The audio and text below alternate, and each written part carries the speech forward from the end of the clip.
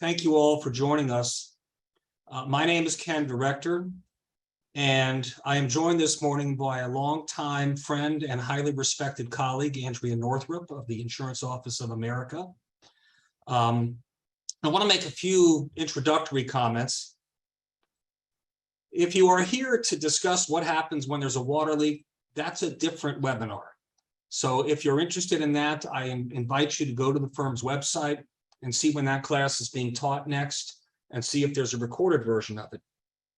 There were a lot of questions about the differences between condos, co-ops, and HOAs. For the condos, your insurance coverage and reconstruction obligations after casualty are heavily regulated, comprehensively regulated by statute. For cooperatives, the statute provides very little in the way of guidance. It does require best efforts to obtain insurance, but if your cooperative is a multifamily building that resembles the physical structure of what most condos look like, I cannot urge you strongly enough, talk to your association counsel and do whatever is necessary to make sure your co-op documents are amended to clearly allocate coverage responsibilities so that you do it before there's a casualty instead of after there's one. And the same actually goes for homeowners associations. If you live in a homeowners association where you have party walls and multifamily buildings that have 5, 6, however many townhomes side by side, it is equally important to have guidance in your governing documents as to where the insurance coverage requirements are, what the reconstruction requirements are, because otherwise you could find yourself scrambling to figure out who's responsible for what, or have significant difficulties rebuilding after a major casualty. So I would encourage homeowner associations to also consult with their counsel if you have contiguous structures where there are party walls. Because identifying the scope of coverage and the reconstruction responsibilities in your documents ahead of time will save you a lot of headaches. So Andrea, my old friend, let's talk about the marketplace, which is maybe as bad as it's been in a long time. Before we get into the marketplace, just to give some introductory explanation, the differences between property damage, sometimes referred to as casualty insurance, and liability coverage, which falls into the categories of D&O, general liability, umbrella. So can we start with just a brief discussion as to the differences between those kinds of insurance? Absolutely. And thank you, Ken, for having me today. It's what we would refer to in the insurance world. Property insurance is going to be what we say is first party coverage. So you think of it as something you own and something you would be responsible for replacing in the event of a casualty, a fire, a lightning strike, a hurricane. And so the property insurance is going to be placed upon those insuring obligations that the association is going to have. So if it's a condo, it's going to be under 718. Like you said, if it's an attached HOA, it's going to be according to the governing documents. The liability policies are going to be separate. Before you leave the property damage, just to tie it back to my introductory comments for our audience, it should be very obvious to you the benefit of having a clear allocation of who's responsible for ensuring what. I can't overstate the importance of that. Absolutely. And beyond that, just from an insurance perspective, the insurance policy itself is just a contract. So it's whatever terms are negotiated. And so if you look at a private company right now, you have a little bit more negotiating room for forms. If you're an HOA with attached units and your governing documents are condo-like, but you're forced into Citizens, Citizens is going to have its own insuring forms that they're going to use. If you are not a condo, you're going to be on an HOA form, which is going to insure like you're an apartment building. So your governing documents may conflict at that point with the policy, but that's for a little bit later in our discussion, but that's a highlight just based off of your introductory for something for us to discuss a little later. And we could have a similar discussion of the conundrum that the insurance company would find itself in if the building was a co-op, but the co-op documents provided no guidance for where the association's coverage responsibilities begin and end and where the owner's responsibilities begin and end. Absolutely. And we've kind of jumped in the deep end, and I'll jump back to liability, but then you throw co-insurance into this discussion later on in the hour and you can see what a nightmare this is becoming. Absolutely. So from a liability perspective, you've got multiple line items of coverage. You have what most people are going to think of as your general liability, and that's what we're going to call third-party coverage. So this is coverage to protect you as the association against a third party who's alleging that negligence resulted in damage to them, either property damage, physical damage. This is going to be your trip and falls on your sidewalks. This could be a piece of a balcony that fell and hit somebody's car. So that's where you're really going to be looking at from a general liability perspective. Directors and officers policies are going to be those that are put into place to offset some of those coverage protections that boards are exposed to for their role in operating these multi-million-dollar corporations at the end of the day.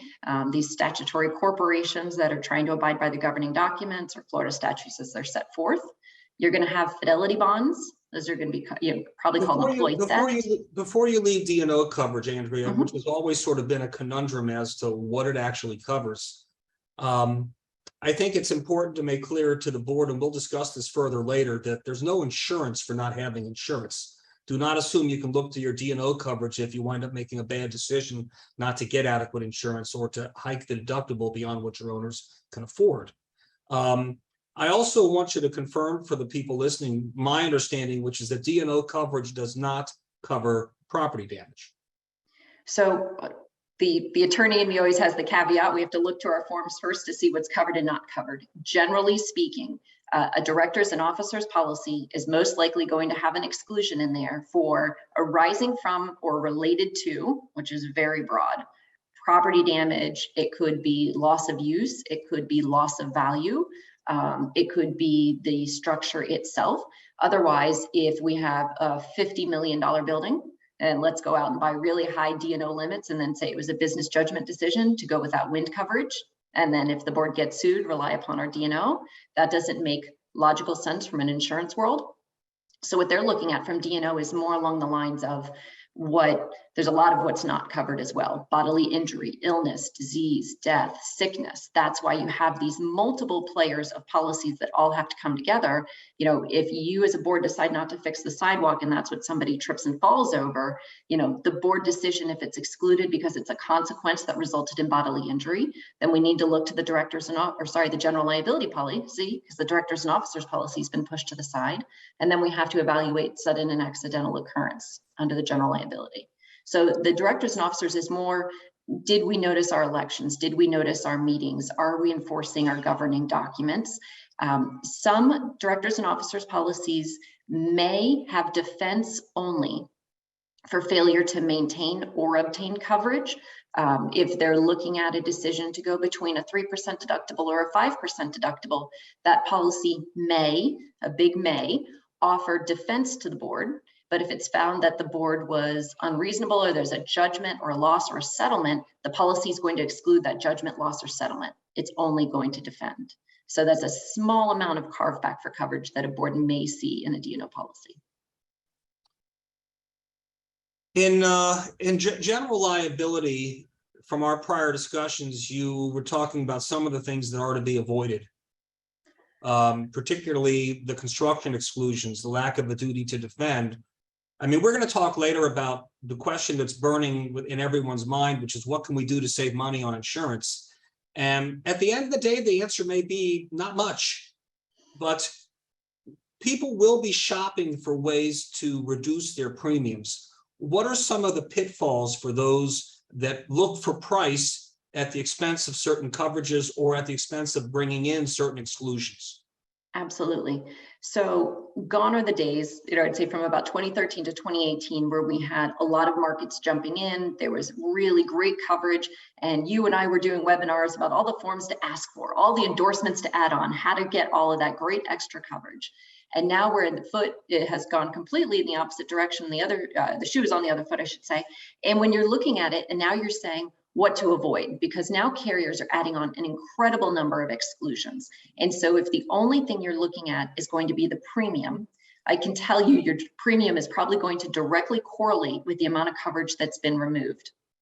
there's a mentor in our national organization who says, if a standard general liability policy is 16 pages long and yours is 100 pages, I can guarantee you those extra 84 pages are not giving you more coverage. They're taking coverage away. And so when you're evaluating a policy, we just did this for a client. They had a non-renewal from a carrier that's really leaving the marketplace. There were 3 options, and those 3 options were drastically different in their premiums. You had about a $23,000 premium option, a $53,000 premium option, and a $71,000 premium option.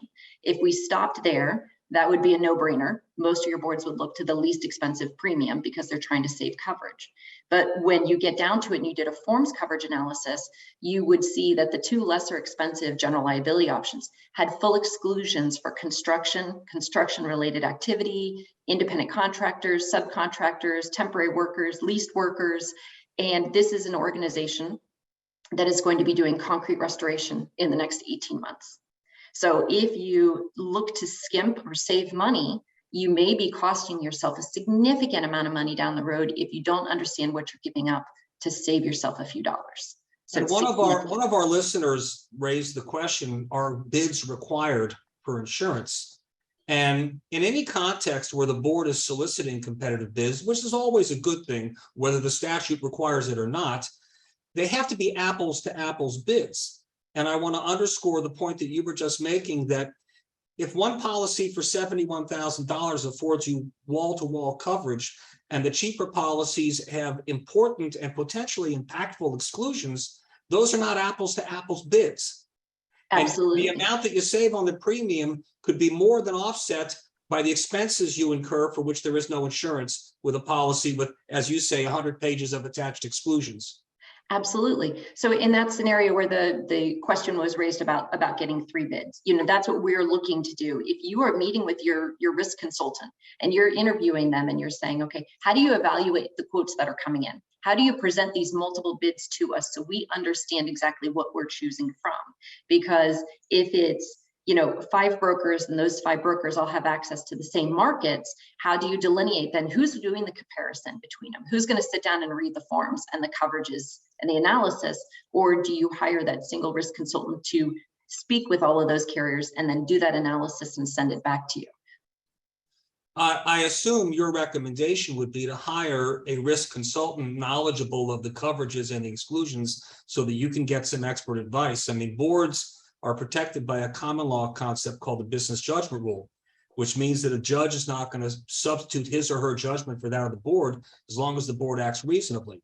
To me, advising a client, the best way to prove that you're acting reasonably is to make your decisions on complicated issues based upon the advice of an independent and qualified expert. So what would you advise boards to do if they are heavily engaged in trying to shop for insurance to help them evaluate the differences between the quotes that they're getting? Interview the risk consultants first, and then decide which one you feel is most capable of going out to market and preparing those comparisons for you. In the same way that, if they're looking for an accountant, their CPAs or their attorneys, they're usually interviewing with them first and not waiting until, let's say, for an accountant, it's time to file the tax returns. They don't have 3 accountants prepare tax returns and then see which one they like best. It's that one person they feel is capable or qualified who's going to be able to speak with all the different carriers, understand all those forms, put together that coverage analysis, and make sure they're asking these questions. And it's getting more and more difficult because the time it takes to get these quotes from the carriers is coming in later and later. So these coverage analysis are happening 10 days, 5 days before the renewals, because that's how long it takes to get quotes out of the carriers. Last question on this particular point, which is, how do you find such a consultant and how do you evaluate the qualifications of such a consultant? It's a difficult question because there's bias obviously on my side of the table for that, in that that's what we do. So if I was in the position of needing to hire a specialist in an area, one of the things I would ask them is, how do you evaluate the coverage? What type of discussions do we need to have? Because I don't know what I don't know in a field that I'm not a specialist in, but I would look to that expert to tell me, what do I not know that I don't even know that I should be asking to understand the difference? And then see what type of questions they ask you. The questions you and I are discussing here, Ken, today, have you had those discussions in the past? And if you haven't had them in the past, that's going to start some good conversations about it's not just the dollar at the end of the day. Although I can tell you to the, near 700 participants in today's call, the dollar at the end of the day is what has everybody concerned and wants to know more. But I don't want anybody to be forced into a penny wise and pound foolish situation. Understood. We've talked about general liability. We've talked about D&O. Let's talk for a few minutes about the umbrella policy, which is the last leg of the liability coverage. Absolutely. So, and again, this was another area of coverage where for many years, it was very inexpensive and very easy to secure coverage. You had a number of carriers and risk purchasing groups that were out there, and you could buy $100 million of coverage, and it was only, $10,000 or $15,000. It came by readily, and now that has completely changed. It's very difficult to secure that same coverage. So for those carriers who might have been offering 100 million 3 years ago, we'll be lucky if you're getting 50 million out of most of those carriers. There was a carrier probably 4 years ago, they would offer 100 million, then it went to 95 million, and now they really don't want to write more than $5 million of coverage. For those that are offering 50 instead of 100 million, you're probably paying more for $50 million this year than you paid for $100 million last year. So you're seeing the carriers also really restrict the underwriting requirements as well. So there are carriers out there that are saying, okay, we will write this excess umbrella coverage for you. But first you have to advise us that you have completely updated all of the plumbing in the whole building, all of the electrical in the building, all of the HVAC in the building. As a homeowner, I can tell you for any older homes I've had, I've not taken them down on the 21st year, down to the studs and redone plumbing and electrical. I know most of my condos and HOAs have not done the same. And so what that means is you have very, very few carriers, lower limits, and more people competing for those same products. It's going to get more expensive and harder to obtain. And I think boards are going to have to start to reevaluate what they can afford and what type of coverage they're okay with. And they also have to be careful about what they can't afford not to have. True. Because savvy buyers are not only looking at the capitalization of the community associations through reserves and budgeting and a history of special assessments, but also are they carrying adequate levels of insurance, which is a good segue over to the other type of insurance we are talking about, which is property damage, otherwise referred to as casualty insurance. And casualty insurance, as you explained at the beginning, is you own a piece of property or you are responsible for insuring a piece of property because the association, for example, in a condominium doesn't own the property, but has coverage obligations. Correct. The issue here is not whose fault it is. The issues here is what do you have to cover in terms of insurance and what are your obligations in terms of reconstruction after a casualty event. Can you talk about how the industry approaches the issuance of a property insurance policy? So it's going to be multifaceted and it's changing hourly, I would tell you right now. But from an underwriting perspective in Florida, we are primarily all cat exposed in the eyes of an underwriter, catastrophic risk. They're looking at the type of construction. They're looking at the distance to the coast. They are going to look at the updates for the building, and they're going to be looking at those mitigation credits. And I think what's really critical right now, and where you see a lot of people discussing, is there's a big difference between a life expectancy of a portion of a building, different and apart from what a private carrier wants to insure. So in the same sense that every business in the state of Florida with 4 or more employees has to have workers' comp if you're not construction. If you've got a history of really bad losses, the private market may not want to insure you. You can go to a workers' comp JUA, kind of like a Citizens of Workers' Comp, but you're going to pay through the roof to have it because of your bad history. In property in Florida right now, we substitute out that bad history for older buildings, oceanfront buildings, older roofs, or a lack of mitigation credits. And then we add to it a very high cost of reinsurance for the majority of the carriers that are out there right now. And so if they're looking at it and saying it's going to cost me 40% more to secure reinsurance than it did last year, they're going to pass along those costs. If they're going to evaluate from an actuarial standpoint where they're seeing the majority of their losses, they're going to raise deductibles. They're going to lower coverage. They're going to add on endorsement forms, which in essence are putting more risk back onto the associations at a higher cost than they previously had. And so it's this constant evaluation of what are we actually covering based upon what we have to cover versus what the carrier is willing to offer. And those are two big differences. And when you were talking about liability insurance, you were throwing out figures like $100 million umbrella, a $50 million umbrella. In casualty insurance, at least for condominiums, they are required every 36 months to obtain an insurance appraisal. And the policy is based upon the appraised replacement value or cost to replace the structure they're insuring. There is no such guidance for insurance for co-ops or HOAs. I suspect, though, and please confirm, that if you were getting insurance, if you were the association and you had coverage obligations for a cooperative building, there would have to be some sort of an appraisal of the estimated replacement cost, and that would be the basis for the premium. Correct. So most carriers are going to require it as part of their underwriting guidelines. So they're going to want to see an appraiser completed by an independent third party who has put forth what they think an adequate amount of insurance is. And so it's this multi-step process where, one, if you are not a condo, if you're a co-op or an HOA, someone, the attorney, needs to evaluate the governing documents to see what the insuring obligations are. So the appraiser has proper instructions to know what they should be appraising for a replacement cost standpoint. Which triggers where I hope you're going, which is this notion of covered perils. Mm-hmm. Obviously, windstorm being at the top of the list, because there are associations saying, let's just cut windstorm out of our covered perils. And you mentioned looking at the condominium or cooperative documents, and if you're within a mile or two of the beach and your declaration says you have to cover perils typical for your geographical location, how does the avoidance of procuring windstorm insurance meet that requirement from the documents?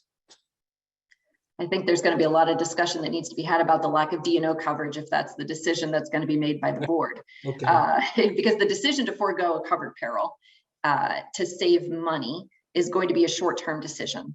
And it's one of those things where, especially where I tell my clients, you tell me, what kind of loss you're going to have, and I'll tell you what kind of insurance we need for the next 12 months. But from a mortgageable standpoint, if you're looking at, 80% of the units in your building have a mortgage, and that mortgage lender is going to want to see wind insurance, and you're deciding to go without wind insurance, you're not just taking a risk in windstorm season, you're exposing yourself as a board member to a claim about the units becoming unsellable unless it's a cash only deal, which might then affect the value of the units within the building because it might shrink the number of people who can purchase it. It has a ripple effect throughout. But more than anything, any of us who have been in Florida long enough to see some of these major storms when they do hit in different parts of the state, it is definitely a short-sighted decision to eliminate a particular peril to save money. You mentioned a few times mitigation or mitigating factors, which suggests something that you can do that would affect your premium. Can you elaborate? Absolutely. So wind mitigation forms have been around for more than a decade now, about at least 15 years. And when you're looking at the wind mitigation form, this is a form that's completed by an independent third party. The last page of the form will tell you who's qualified, but you're going to be looking at general contractors and architects and engineers and roofing contractors. And they're going to evaluate the building based upon what exists. And then as each of those building components becomes stronger and fortifies the building, the carriers allow for either a higher credit or it becomes an eligibility for their program. So when you're looking at like a roof to wall connection, so you want to house that roof attached to the building, especially let's say for a building that's concrete block with a wood truss roof, if you've got a single, toenail attachment versus a single wrap, which is going to come over the whole truss, and it's going to have two nails on one side, you're going to have a nail on the other side. The one that wraps the truss with stronger nails is going to get a better credit than the one that's just got a single toenail attachment on one side. So the carriers are going to look at it based upon that inspection and say, okay, you've got single wraps, you've got bigger nails, and they're spaced closer together, and you've got a secondary water resistive barrier to keep water out from your roof. and your roof is an FBC equivalent roof, all of those credits are going to build up, especially if you're in Citizens. You want to see how much of a difference does it make from a toenail to a single wrap in premium perspective, because we've got a lot of communities right now that are in the process of about to tear off their roofs. And if they've had what you're pointing out, which I really think requires some emphasis for our listening audience, is the decisions you make while you are performing routine maintenance, repair, or replacement of something such as a roof or other portions of the building, scrimping on the scope and quality of the work to save money at that point could wind up costing you double in terms of losing mitigation credits on your insurance premiums. And I think that's a worthwhile discussion with your engineer and your agent when you're engaging in a major construction project, because there may be things you can do that have nominal cost in terms of changing the scope of the work, but have significant impact every year on your insurance premium. Exactly. So we had a community recently that was in the midst of redoing their roofs, and the difference between a toenail and a clip in between, or sorry, toenail and a single wrap in between is called a clip. And they were just missing one nail to qualify for single wraps instead of clips. And so we said, okay, wait a minute, while you're drawing up your RFP, let's get the engineer to evaluate how many are missing the nails and how much more is going to be involved for them to go up there and put that extra nail in each one and what the cost is going to be. And then we can work up what the savings would be for the community. Dollars wise, it's going to make a premium savings at the end of the day, but it also makes sense from the perspective that you now have a stronger roof. And if your roof is better attached to your building, the less likely is it's going to blow off, the less likely you're going to have to find out what 5% of a really large number is when you have to pay your deductible. And the maybe the most important mitigating factor of all, which not only affects the premium, but also affects your exposure to damage, is hardening the shell of the building with shutters and impact glass. I think it's safe to assume, and I'd like it clarified for our listening audience, that even though that can involve a significant cost, because impact glass windows in a building with dozens, if not hundreds of units is a major undertaking. But how does it impact the premium in terms of an underwriter's perspective? And I wouldn't ask you to comment on it, but there's the obvious benefit of having less risk of damage. Absolutely. So it's twofold to your point. So what you're looking at is you're going to have some carriers that are left that say, listen, okay, we will look at a 1990 oceanfront building only if it has Class A opening protection. So that's going to be that shutter impact window, really impact opening protection credit. So if you've got two side-by-side buildings, they're exactly the same, and one of them has opening A protection and the other one does not, only one of them becomes eligible for that program for the carrier to even rate. If you are in Citizens, there's going to be a specific credit attached to opening protections. Those are going to be those impact windows and those shutters. It's important to highlight every opening in the building has to have some form of protection to meet that. So if you've got 99% of the building done and you've got 3 doors left that aren't covered, you're not going to get that protection. So it's important you really understand what the full scope of it's going to be when you jump in. It is one of the things you can control right now in this insurance marketplace. And it's what I normally say, as rates are going up, it doesn't necessarily mean you're going to pay less next year if you do it. It means you're just not going to pay as much more that you were going to have to pay without it. But hardening your building, going through the loss of a major hurricane, tearing out buildings, not being able to live in your condo, spending years in reconstruction versus hardening your building and having a better protected older building. And from the association's counsel's perspective, I want to point out to everyone listening that amending the documents to mandate hurricane protection, either in the form of impact glass or shutters, or mandating glass but allowing shutters, which is what the law currently requires, that's only the first step, because you have to be prepared to enforce it. As Andrea pointed out, and it reminds me of an incident I had 20 years ago with a building up in Palm Beach, where they had amended their declaration to mandate that everybody install shutters. 2 of the owners ignored the mandate, and the association didn't take steps to enforce. We had a hurricane. I think this was either Hurricane Francis or Hurricane Jean. You want to guess whose sliding glass doors were blown out?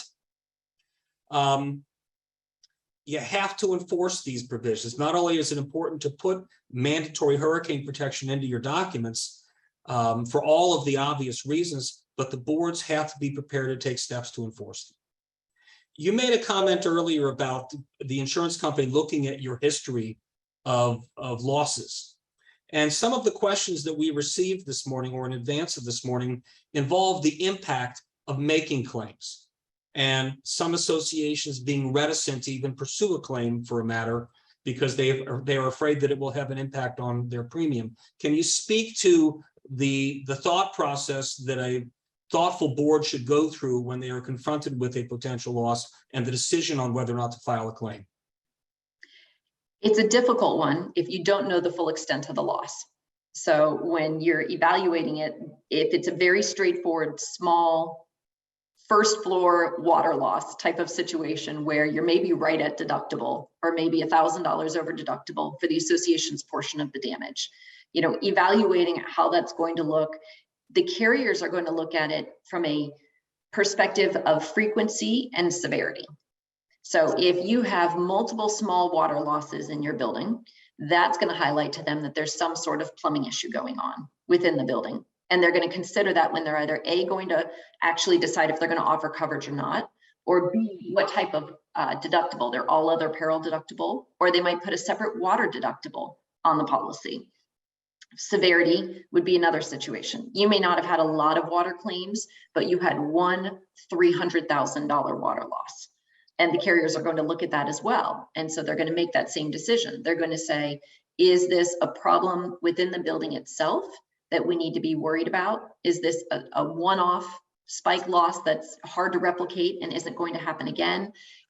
If they have to choose between two properties, in the same way that we had to make those evaluations for ourselves, if we're looking at something from a neutral perspective and saying, okay, I can only choose one. Do I choose the one that's had significant losses or the one without? They're probably going to go to the one without. If they're looking at it from a deductible standpoint, you're going to see a higher water deductible most likely for a frequency issue. And if you've had a severity issue, you're going to see a very high all other water deductible. So you might see a $5,000 all other peril. So if it's not wind, if it's lightning, if it's somebody who drives into the building, if it's fire, that might be a $5,000 deductible. The carrier may then put a $100,000 water deductible if they see that there's some severity issues. So it's definitely something, the loss history, the carriers are adamant about, and then most of them are looking back 5 years. So they are paying attention. As a board, it's hard to look at it and say, we have insurance. This is why we have insurance. Why wouldn't we want to use our insurance? But the carriers are going to look and say, okay, that tells me a lot about this building. I can see a lot of what's going on behind the walls. What should the associations expect under this sort of new era where the insurance industry is not as, I don't know what word to use, not as accessible as it once was? What sort of information should the associations expect a carrier to want them to provide? And what sort of records should they keep that would assist them in showing an underwriter that they properly maintained their building or that they've had the requisite inspections, so that the insurance company can, or at least the underwriter can, consider proper maintenance and proper and timely inspections as part of the mitigating factors we just spoke of?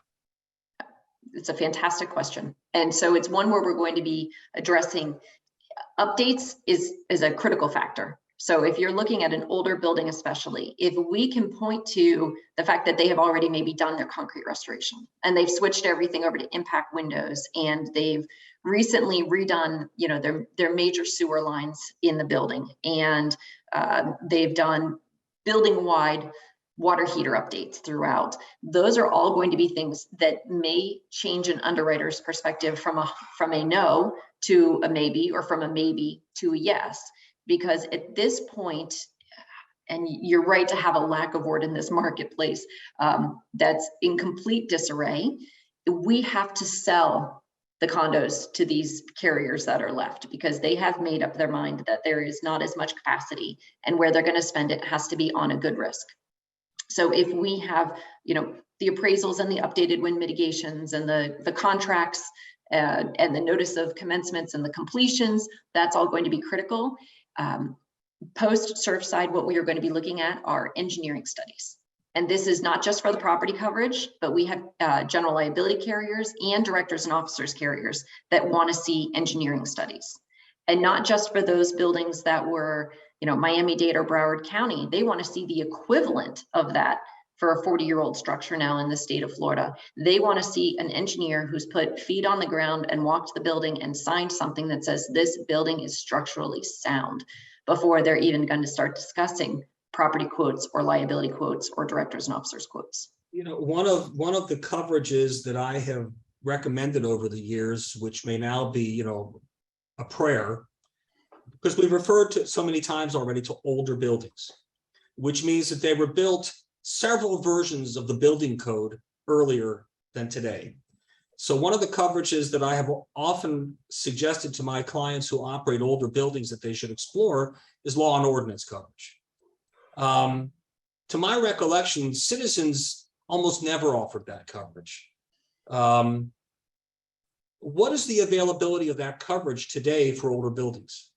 And if you would take a second and explain the difference between having it and not having it if you're an older building. Absolutely, or for any building. So there's actually 3 parts of ordinance or law. There's A, B, and C. A is the undamaged portion of the building that has to be torn down because the city or the county says you have to. So if you have a building that suffers a fire, 25% of it is damaged and 75% of it is fine. But the city in their sole power comes in and says, in their sole authority, they believe too much of the building has been structurally compromised. You have to tear down the entire building. If you do not have ordinance A, then the carrier is going to say, well, you were insured for the peril of fire.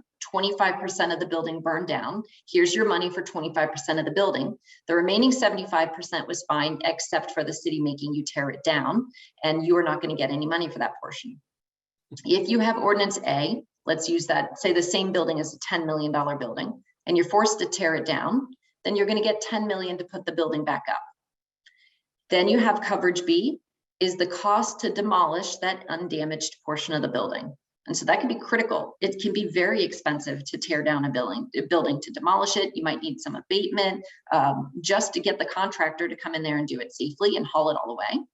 And then the last part of ordinance or law is C. That's what we think of most frequently, the increased cost of construction to bring it to code. And so when your appraiser comes out and they evaluate the replacement cost of your building, it's as it stands that day that they're looking at it with that type of sliding glass door from 1989 and that type of roof and that type of elevator and balcony railing and maybe lack of sprinkler system. And if it burns to the ground, they're going to give you the money to put it back up as it existed the day before the fire. But the city or the county are not going to let you put it up in that fashion. You're going to have to put it back up to 2022 building codes, or 2023 by then. And so if you're looking at the difference, maybe that's a $10 million building as it stood that day, but it might be a $13 or $14 million building to bring it up to code.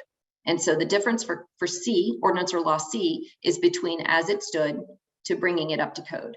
And it is getting far more difficult to secure that coverage. We might have been able to get, B and C limits of 2.5 million, 5 million, in the heyday, maybe 10 million on a really large structure. We might have been able to get them as limits in addition to. So we say, okay, the building is worth 10 million, and then we have another 5 million to put towards B and C.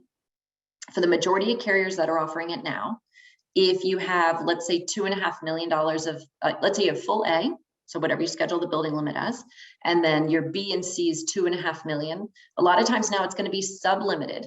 So it's built within that 10 million already. So if you have a full loss and you need all the 10 million just to get you back to where you were, even though you have 2.5 million of B and C, it's not actually there because you've used it. It came from the same bucket. It could just be allotted for different things in the past. And then you have carriers that aren't offering it at all.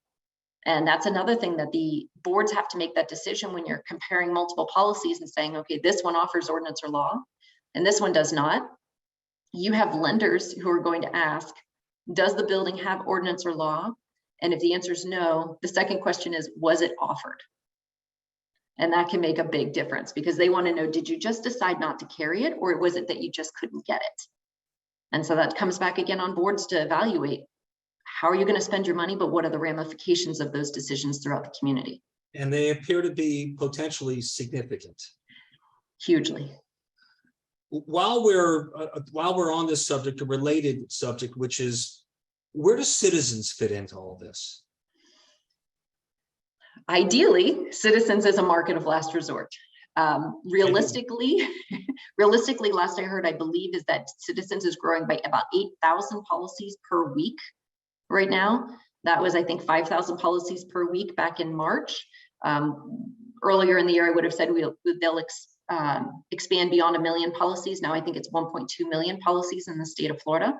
So Citizens is the market of last resort when you can't get coverage in the, what I'll call the private marketplace, or if the coverage that you can get exceeds 15% of the Citizens pricing for comparable and like coverage. And a lot has changed in Citizens from when most of my associations were in Citizens almost 10 years ago. So where Citizens as a market of last resort, you had to go through the traditional underwriting hoops, but you went into Citizens. Now for Citizens, there are a lot harder hoops, higher hoops, more difficult hoops that boards need to be aware of, with the possibility that you may end up in Citizens in the next, renewal cycle or 2 renewal cycles. The appraisals, even though Florida statute for condos says every 36 months, Citizens is going to say 12 months. Your wind mitigation forms for associations on our side, let's say you have American Coastal, if nothing has changed with your roof or your tie down or your wind mitigations, the carrier doesn't mind if they're from 2007 or 2009. For Citizens, they're going to have to be 5 years or newer, and that's per building. So if you've got 25 buildings within your community, you're going to have to go get each one inspected with a new wind mitigation form. And then you're going to have a roof inspection form completed. There's a form that Citizens puts out, and the roofer has to get up there and they have to evaluate each roof that would be under the Citizens policy to state that there's at least 1 year's life expectancy left, or how much life expectancy is left out of that roof, to make sure that you are eligible to go into Citizens.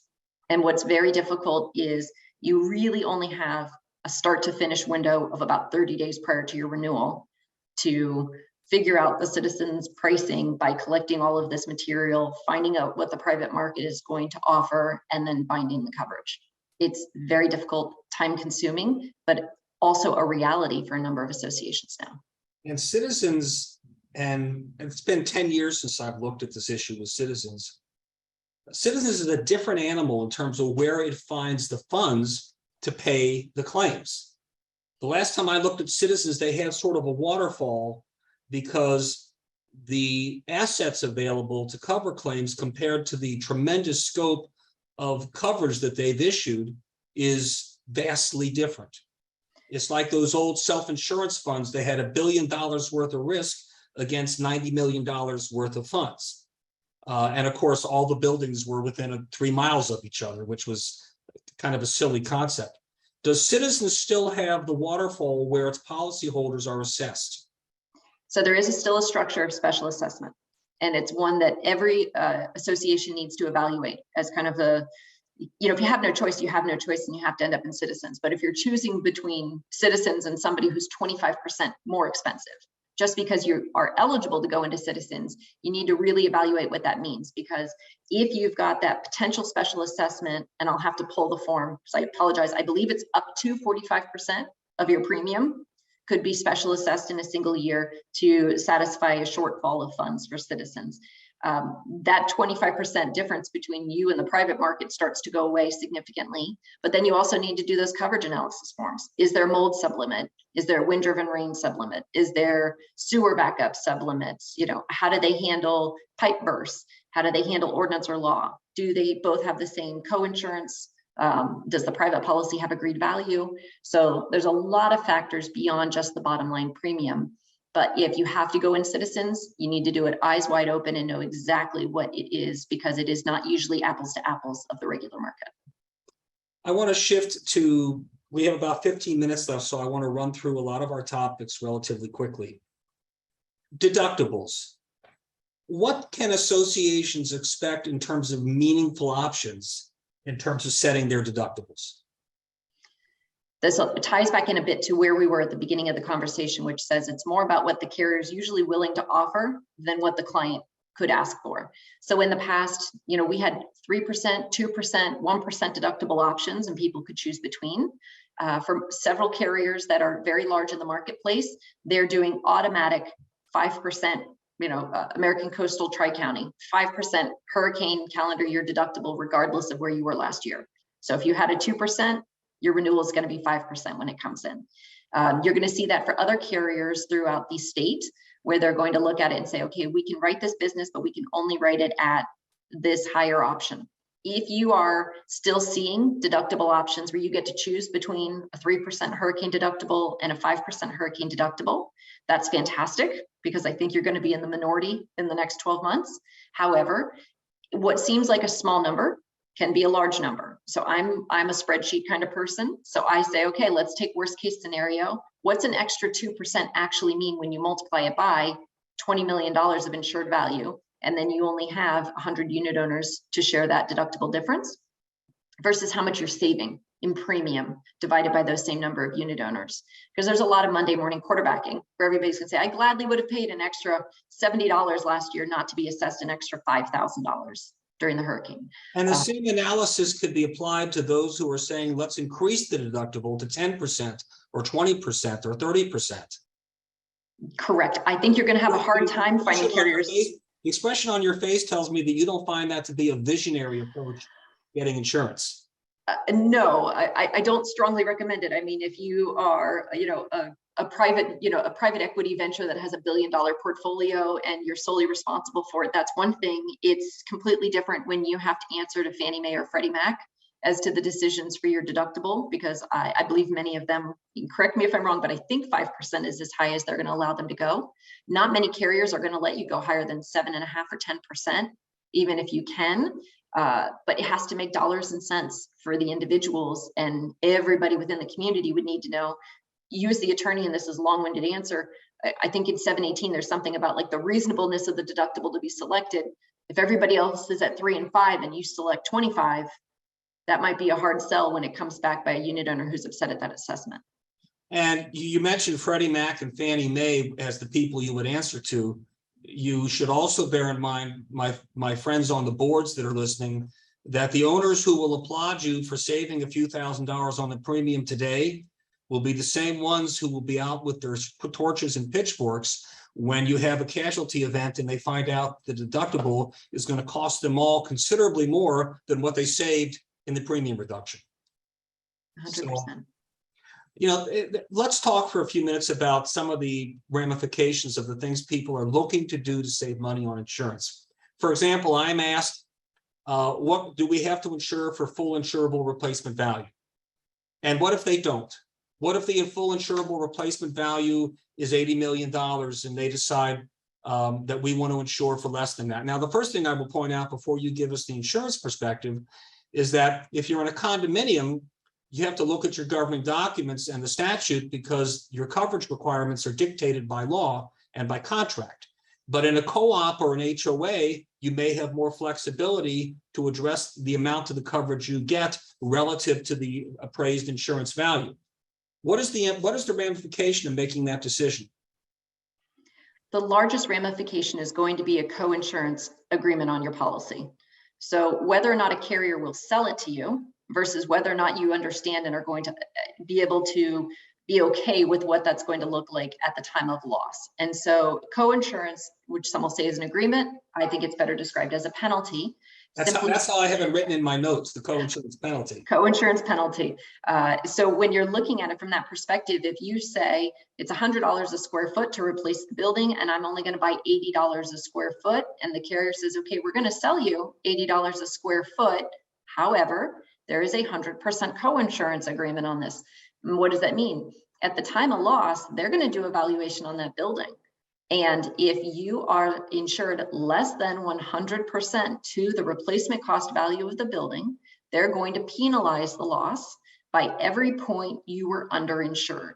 So if we try to use some street math example, you have $1 million building, you only bought $800,000 of insurance, and you have a 100% co-insurance agreement. So off the top, we can see you only bought 80% of the insurance you were supposed to buy, but you told the carrier you would buy 100% of it. They don't care that you made that decision. They put the agreement on and you signed off. You could have a small loss. You could have a $200,000 loss. And the carrier is going to come out and they're going to say, first we have to do evaluation of the building's value. It's $1 million. You only had 800,000. You're 80% instead of 100. You're 20% short. So your $200,000 loss, even though you're buying $800,000 worth of insurance, that $200,000 is going to be deducted 20%, because that's how much you were underinsured on the building as a whole, and your deductible is still going to apply. Leaving you with 160,000 in coverage for that loss. Correct. And I can almost guarantee you probably didn't save yourself $40% or $40,000 in the 80 to 100% valuation, depending upon how large that one building is versus multiple buildings. And that's just one. If you're a community of 20 buildings, attached townhome units, maybe it can be quite expensive at the time of loss to discover how you placed your insurance. You mentioned earlier the lender requirements for insurance. Can you speak to what you have experienced and what the people listening to us need to know about how these decisions to scale back on insurance can affect not only the mortgages on the units in your building, but also the prospects for the association to obtain financing for a major project? Absolutely. So to the first part, the wind deductibles have been my biggest experience with the different carriers. I did have one community. It was at the time completely mortgage free and very few unit owners. And one of the unit owners decided to refinance, well, in a sense, finance their unit. And they ran into a problem because the association had a 10% deductible, and the lenders came back and they said, absolutely not, it had to be 5%. And that became a big issue because the policy had been placed for quite some time and trying to get a wind deductible buyback that would satisfy a lender. And that was just for one unit owner. So the wind deductibles are going to be probably the largest factor in satisfying the lenders. For the associations themselves, we have had lenders ask for loss runs from the association's property policies to determine their eligibility in getting a line of credit or a loan for the building themselves, because they wanted to see what kind of condition the buildings were in. So if the association was cutting corners on the policies that they were getting, and then if they were looking at the type of losses that they had and looking at the lack of updates, it was all being reflected in the lender's decision. So they wanted to see, they still want to see ordinance or law if the association is going to borrow money from them. They want to make sure the building as a whole is going to be there after storm season if they're lending them money to do, lobby upgrades. One of the issues that one of our listeners asked about, and I don't believe we've discussed it yet, is admitted versus non-admitted carriers. Can you speak to the difference and how to evaluate the advisability or feasibility of a non-admitted carrier and what it means if you go with a non-admitted carrier? Absolutely. So there is a website through the Office of Insurance that you can search to see if a carrier is admitted or non-admitted. When you're looking at an admitted carrier, your biggest factor is going to be that carrier participates in the Florida Insurance Guarantee Association. That's called FIGA. And anybody who's unfortunately been placed with one of, I think, the 7 now, the carriers who have gone out of business in the last 16 months, understands the benefit of FIGA. Because if your carrier becomes insolvent or is put into receivership, you have 2 main factors that are hugely important if your carrier is gone. The first is, if you've paid that carrier in full, you're going to need that unearned premium returned to you, because you're going to have to find replacement coverage within 30 days. And if you've already spent all the money for the prior policy, you need some of that back. FIGA is going to be that entity that returns that unearned premium. More importantly, you're going to have someone who's there to pay the claims. So for condominium associations, for example, FIGA is going to pay those property damage claims up to $200,000 per unit. So it's not the full value that the policy might have been. If you've got 10 units in a building, you've got $2 million of coverage. It would expand upon that way. But you're going to need that, because if you're halfway through hurricane rebuilds and your carrier goes out of business, you need that carrier who's going to step in, and they're going to be able to continue those payments to you to make you whole. You don't want to be sitting there holding the bag. If you have a non-admitted carrier, that non-admitted carrier is not participating in those programs. There is no backstop, if you will, for someone who's going to step in and say, well, this is unfortunate that your carrier went underwater and that they are, financially insolvent, but nobody's here to return your premium. Or, if they went out of business and you hadn't received any of your hurricane claims premium or payouts yet, there's not going to be any cushion to it. And so in Florida, there's a reason why there's that diligent effort. We have to make that attempt to get you placed in an admitted carrier first. And we have to prove that there's something with that non-admitted carrier that you might be getting. Maybe you're getting your ordinance or law and you couldn't get it from the admitted carrier and 15 other things that would go along with it. Or there was no admitted carrier. This is most usual. There's no admitted carrier whatsoever who will offer any terms. And there's only non-admitted carriers left that are offering coverage for your building. And then evaluating that makes a little bit more sense. When you're looking at those non-admitted carriers, though, that's where you want to look at AM Best ratings, look at their financial holdings. How large are they?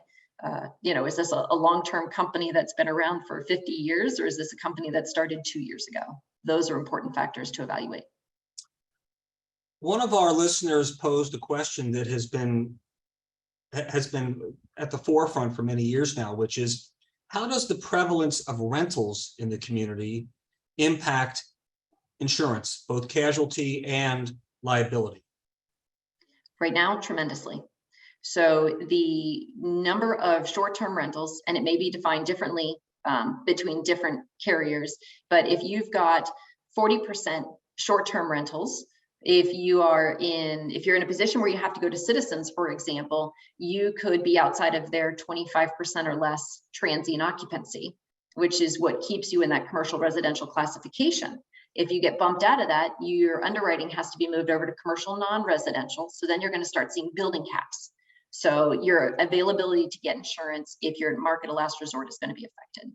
If you're looking at an American Coastal type of product where they're going to say, the same thing, short-term rentals that are going to be capped at 25% or less, that's great. More than 25%, you may become ineligible. And so that's one of those, if you've only have a handful of admitted carriers left, you don't want to exclude yourself from one right off the bat and be forced into a non-admitted carrier because of your rentals.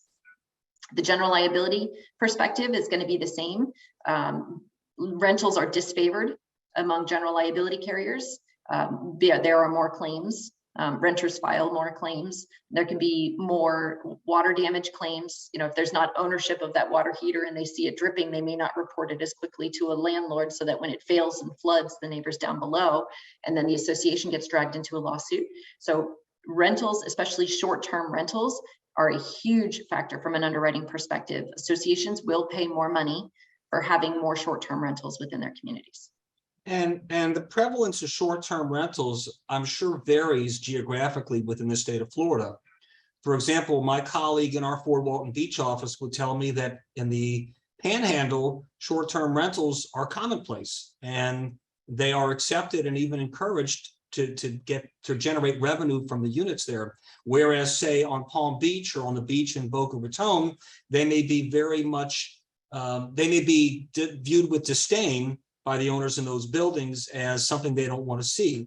But I would tell all of our listeners that we live in the Airbnb era, which means that if you don't have short-term rental restrictions in your documents, it is something you should discuss with your association counsel.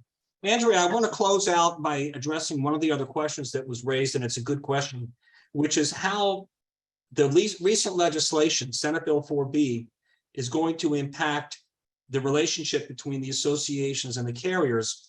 And for those listening, the principal pillars of that new legislation are mandatory milestone inspections, a phase 1 inspection, which, if it discovers substantial structural deterioration, mandates a phase 2 inspection.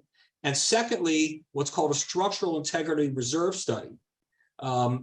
This will give boards information that they need to make prudent decisions. How will that impact, and I realize this is speculation, it's brand new law, but do you believe that will impact the approach of the underwriter when looking at a community association building as a potential insured? Absolutely. One, knowing that you have to have it means it's something that's available for them to review. and having one more set of professional eyes on the building to evaluate it structurally is going to be key from an underwriter's decision whether or not they want to offer coverage. From a directors and officers coverage, I'm curious to see if there's going to be an exclusion that's going to be added onto those policies just based off of the way that the language was drafted about it being an automatic breach of fiduciary duty for failure to obtain these reports. And to me, that's very interesting because it might have been your colleague even that pointed out the small number of people who are eligible to complete these reports and the huge number of associations within the state that have to obtain them in a short period of time.